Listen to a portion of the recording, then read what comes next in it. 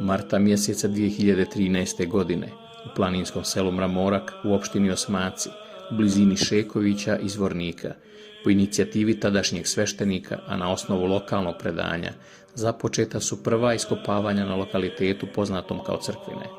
Navedeni lokalitet je bio potpuno nepoznat u naučnoj literaturi. Nakon dugotrajnih iskopavanja utvrđeno je da se radi o dvobrodnoj ranohrišćanskoj bazilici iz najvjerovatnije 5. vijeka.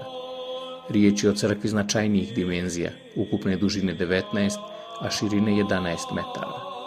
Sama forma dvobrodne bazilike na našim prostorima nije toliko česta pojava, pa već tom činjenicom privlači pažnju javnosti, kao između ostalog i 2 značajna nalaza pronađena u njenoj unutrašnjosti.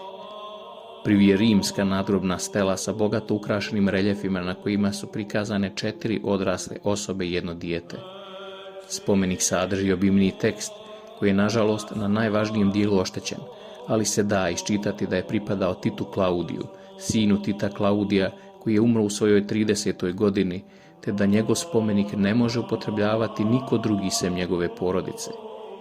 Iako je očigledno da se radi o mnogobožačkom rimskom nadgrobnom spomeniku koji je naknadno uzidan na ulazu u lađu crkve, ipak je od ogromnog značaja, jer po svim karakteristikama može se zaključiti da potiče iz 1. vijeka i da je u najmanju ruku savremenik apostola, ako ne i samoga Hrista.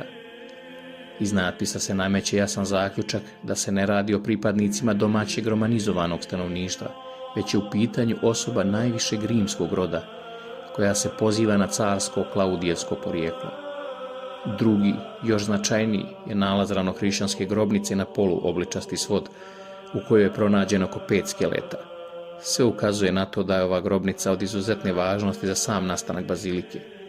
Kako se da uočiti, ova svetinja je građena u najmanje 2 faze. U prvoj fazi je sagrađena manja crkva, sačinjena od oltara i lađe crkve, tik uz koju se, naspram oltara, sa južne strane nalazi pomenuta grobnica, iznad koje je nastala manja prostorija, vjerovatno kapela. Da je to zaista tako potvrđuje nam postojanje ulaza koji vodi u nju direktno iz oltara. Druga faza jeste dogradnja priprate sa zapadne strane i produžetak pomenute kapele, čime crkva dobija svoj konačni izgled dvobrodne bazilike. Ukratko, postoje 2 moguća tumačenja nastanka crkve i ovakvog rasporeda u samom sakralnom objektu.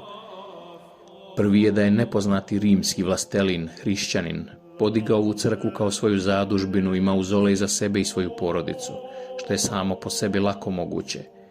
Ipak upada u oči to da je ova svetinja poslije toga značajno dograđivana i proširivana. Na zidu priprate sa sjeverne strane lako je uočljivo prisustvo vrata koja su se nekada tu nalazila, ali su kasnije iz nepoznatog razloga bila zazidana, što bi moglo ukazivati i na 3. fazu radova na ovom objektu.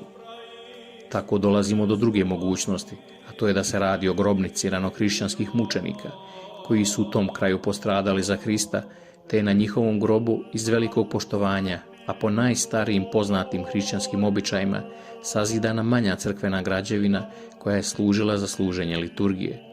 Vremenom ova svetinja je dobila na značaju i stekla još veće poštovanje među vjernima, te je stoga značajno proširena i bila u upotrebi duži vremenski period prije nego što je zapaljena u nepoznatom istorijskom momentu.